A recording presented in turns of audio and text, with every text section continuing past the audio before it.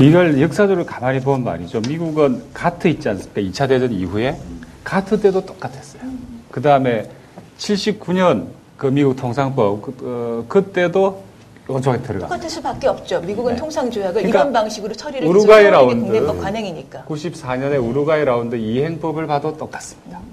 그리고 모든 FTA 똑같아요. 그런데 이걸 놓고 지금 정부나 그쪽에 이 지지하는 그 교수들 쪽에서는 이건 뭐가 문제냐.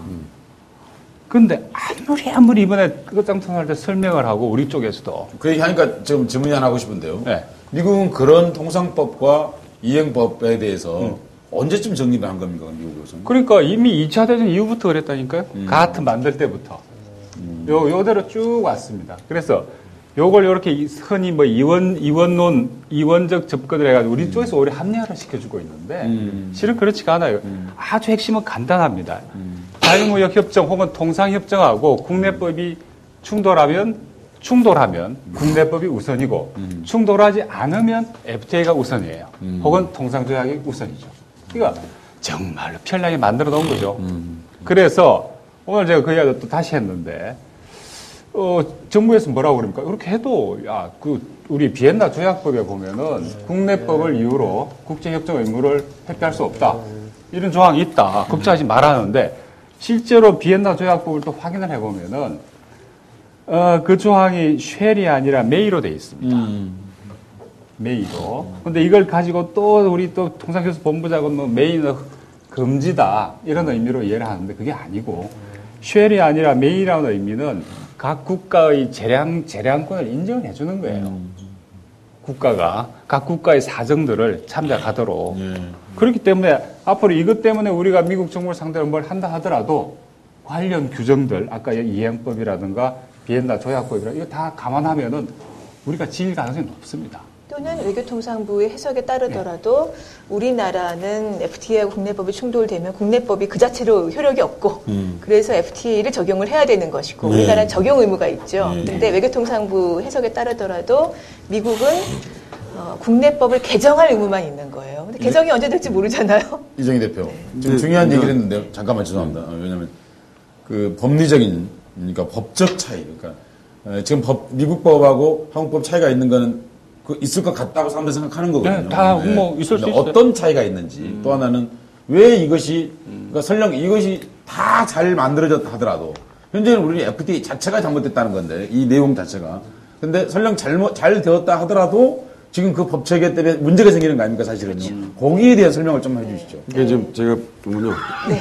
역시 변호사께서. 우리나라 헌법 규정에 보면, 우리나라 헌법 규정에 보면, 조약은 국내법과 동일한 효력이 있다. 이렇게 헌법 규정이 헌법이 명시돼 있죠. 예. 그러니까 저 조약은 우리나라 그냥 바로 국내법이 바로 되는 겁니다. 그렇죠. 비준만 하면. 예. 그것도 신법이죠, 그리고. 그렇죠. 네, 가장 신법이고. 국내법이면서 신법인 거죠. 그리고 또 성문법 국가이기 때문에 신법주의라는 것이 아주 강력한 원칙이에요. 그런데 미국은 헌법 규정에 그런 게 없어요. 그러니까 미국의 법으로 국내법이 되려면 이행법을 만드는 겁니다. 조약이 바로 국내법이 되는 게 아니라 자기들 법을 만들어야만 그것이 법의 일부가 되는 겁니다. 그러니까 그게 크게 다른데 저 조약을 그대로 이행법으로 만든 게 아니고 미국은 자기들이 필요한 내용들 또 안 들어있는 내용까지 집어넣어서 이행법을 만들었다는 거죠. 이번에. 그러니까 그게 다른 거죠. 여기 지금 토론에 변호사가 너무 많아가지고 한 명, 두 명, 세 명. 근데 법 얘기 나오면 다 졸아요. 재미가 떨어진다는 말씀이신 거예요. 지금 이정희 변호사도 거기 좀만 더 부연해서 설명해 주시죠. 그랬을 때 한국에 어떤 불이익이 생기나요, 그러면요? 미국은 다시 이행 법안을 만들게 되지 않습니까, 거기서요? 시차의 문제가 생기는 거예요. 예. 그러니까 우리나라는 이게 FTA를 당장 적용하기 때문에 미국 투자자가 자기 이익을 즉시 보호받는 것이고 미국에 진출한 한국 투자자는 당장 미국은 법을 개정할 의무만 있는 거예요. 개정하기 전까지는 국내법을 적용해요. 그러니까 FTA 보호를 사실상 못 받는 거죠. 그 시차가 상당한 손해가 될 수 있고 여기에서 영업상 뭐 피해라든가 이런 것들이 사실상 회복하기 어려운 금전으로 회복하기 어려운 게 나타날 수 있죠. 그래서 사실상 격차가 생기는 그것도 거죠. 중요하지만 시차가 굉장히 영구적일 것 같은데. 그럴 수 있습니다. 네. 좀 탄성하지 않습니다. 설명을 좀 해주시죠. 시차의 문제가 아니고, 시차가 아니고. 말만 시차죠. 시차가 뭐 100년인지 1000년인지 모르는 시차일 겁니다. 개정이 안 되면 그만이니까. 뭐 개정 안 되겠죠. 네. 개정 안 합니다. 네, 한국 지금 문제는 이렇게 되는 거 아니에요? 저도 이제 여기서 봤습니다, 솔직히. 그러니까 미국 법상으로는 한미 FTA는 미국의 법의 하위 규정이란 말이에요. 그러니까 한미 FTA는 미국의 법에 어긋나면 다 한미 FTA는 미국에서 적용 안 되고 또 설령 지금은 어긋 안 나더라도 앞으로 미국이 자기들 나름대로 미국 법을 만들면 한미 FTA 규정을 무력화해버린 법을 만들면 그 법이 우선이 되는 거죠. 그러니까 한미 FTA는 미국에서는 법적 효력이 없는 거예요. 그리고 한국에서는 아까 말씀한 것처럼 사실상 거의 헌법보다 위까지는 좀 지나치고 그건 자존심이 경제 기본법 같은 자존심이 있지. 하여튼 헌법 밑에 있는 우리 법이고 단순히 신법이 문제가 아니고 특별법이기 때문에 우리가 한미 FTA 조항을 어긋나는 법을 만들어가지고 무효라고 말할 수 없을 겁니다. 그 점이 전혀 다른 거죠. 전혀 다른 거여서 이런 형태로 아무리 내용이 좋다 하더라도 이런 형태로 조약을 체결하는 것조차도 이건 굉장히 큰 주권의 문제로 보입니다. 맞습니다. 그러니까 여기서 일방적인 거죠. 우리는 지켜야 하지만 미국은 한마디로 미국은 지키는 뭐가 없다.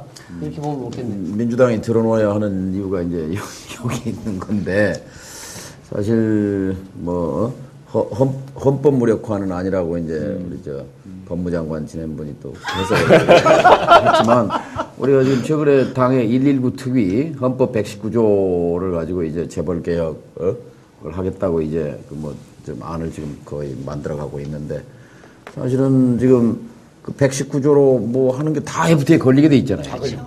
말하자면 재벌 대기업과 투자자를 보호하고 그렇죠. 이 사람들 제한하면 안 된다는 건데 우리가 119조를 가지고 경제력 집중과 수정했어. 맞아. 법무장관 얘기보다 내 말이 맞죠. 그러니까 헌법 119조가 작동이 안 되는 거예요. 그러니까 형식 논리를 이해하는 겁니다. 어쨌거나 공법 아까 둘, 복사 아까 셋입니다. 형식 논리로는 헌법 미치지만 실질적으로는 헌법을 무력화하고 그걸 이제 아마 우리 헌법재판소가 나서가지고 아마 무효라고 말할 수도 못하겠죠. 못하죠. 그러니까 우리가 지금 앞으로 복지국가 가려면 결국 헌법에서 이제 행복 추구권하고 그다음에 중요한 게 119조인데 경제민주화 조항인데 경제민주화 조항을 가지고 뭘 해보려고 그럴 때 이게 다 미국 투자자하고 재벌 대기업의 이해와 상충한단 말이에요. 그러니까 실질적으로 헌법 작동이 안 된다는 거. 이게 FTA에서 말이죠. FTA가 그 헌법 무력화한 게 또 하나가 또 있는 것 같아요. 저도 잘 모르겠습니다만 제일 또 이슈가 됐었던 게 원산지 표시 문제 아닙니까? 원산지. 그런데 그 중에서 이제 그 민감하게 걸린 게 개성공단인데 개성공단 만드는데 이제 정말 그 결정적인 기여를 하셨었던 그 정 의원님도 계시는데 개성공단이 이게 대한민국 헌법에 따르면은 대한민국 영토 아니에요. 한반도 그 부속 조선하니까. 그런데 미국이 인정 안 하겠다는 그러니까 우리 법 지금 한 서너 개가 무력화된 거예요. 그러니까 헌법 영토 조항도 그렇지만 영토 조항도 그렇죠. 그 남북 교류 협력법 90년에 만든 게 있고 제가 또 정부에 있을 때 만든 게 2005년 12월에 통과된 게 남북 그 관계 기본법이에요. 나중에 한나라당이 반대해서 법 이름을 바꿨습니다. 남북 관계 발전법이라고 바꿨는데 그 등등에 뭐라고 규정되어 있냐면 이 남북 간의 관계는 국가 관계가 아니다. 이거는 그 민족 내부의 특수한 관계라고 그랬습니다. 특수한 관계다. 통일로 가는 과정에서 잠정적으로 형성된 특수관계다. 이렇게 규정했고 그 거래 역시 국가 간 거래가 아니다. 민족 내부 거래다. 이렇게 해놨는데 FTA 조항에 따르면 이게 지금 다 제껴지는 거란 말이에요. 그리고 지금 외통부에서 말하는 건 1년 뒤에 그때 가서 위원회가 있으니까 거기서 논의하면 된다고 이렇게 비껴가는 거거든요. 근데 어쨌든 여기서 심각한 것은 FTA를 시작할 때 제가 직접 그 자리에 있지는 않았지만 어쨌든 전에 듣기로는 노 대통령은 FTA 하는 이유가 개성공단 이유 중에 중요한 이유 중에 개성공단을 그 제품을 인정받는 거단 말이야. 그러니까 맨 처음에 이 문제를 제기하고 그리고 미국이 안 받으면 FTA 깨버려라. 이렇게까지 지침과 훈령을 주었다는 건데 그 위키리크스 외교부 전문에도 보면은 이 사람들 지금 속이고 있거든요. 거짓말하고 있어요. 그러니까 개성공단을 지금 본부장은 자기가 회의 때마다 얘기했다 그러는데 얘기한 것 같지 않아요. 그리고